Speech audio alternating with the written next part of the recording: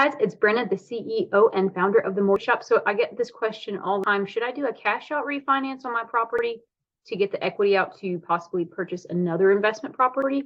Or should I do a HELOC, or what's known as a home equity line of credit? So I want to give you the pros and cons of each, right? So a cash out refinance, normally the interest rate for the pros is going to be fixed. So it's not going to be variable. So you'll do the cash out refinance, and then it's done. It's locked. The interest rate's locked, right?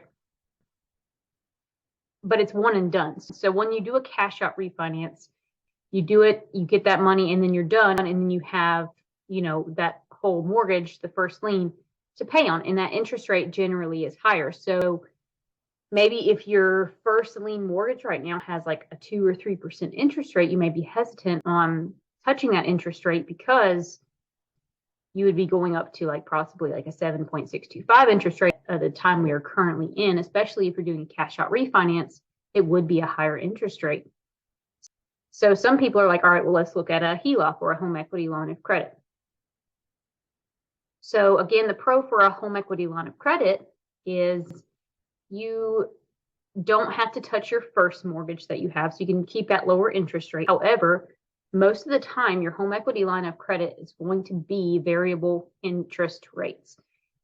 And it can go up, you have to look at the terms, but it can go up quite increasingly, up to 10 to 11 to 12%, or higher, or it could stay, in the 8 to 9%. But right now, you're seeing that they're having a little bit of a higher interest rate on those HELOCs.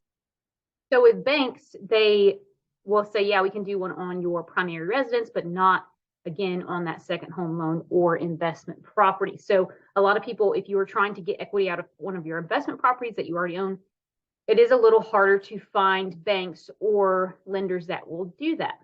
Now, we do have that product that is a HELOC, or home equity loan. It's not a line of credit. It's not revolving. You can't pull it and pull it and pull it, pay it back, pull it. It's a one and done, but it's still a second lien.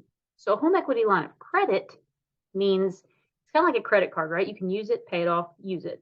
So that's the pro about a HELOC. But a lot of times, again, you can't find those for a second home or an investment property. A HELOC, you can. They're more common for your investment or second home properties. However, it is a one and done pull. But again, that might be all you need, and you don't touch your first lien mortgage, and you keep that lower interest rate. Great.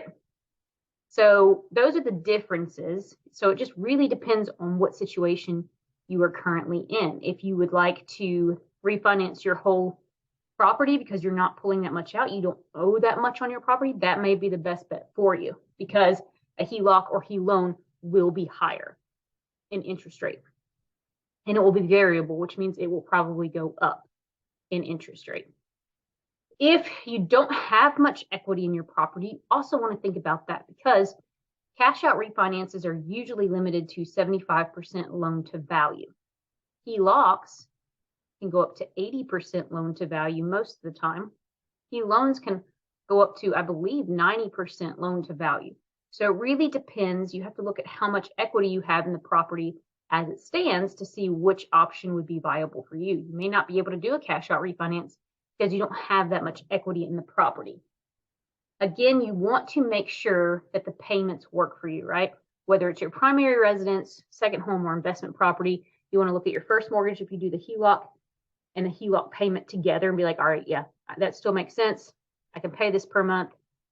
Cash flow, pull that cash out, buy another property and be cash flowing, $7,000 a month, and I'm not worried about it. It just depends on your personal preference. We would have to run the numbers to make sure it works for you. And then we'd be like, okay, here's option A. That's probably your best bet in your current situation. Option B, option C.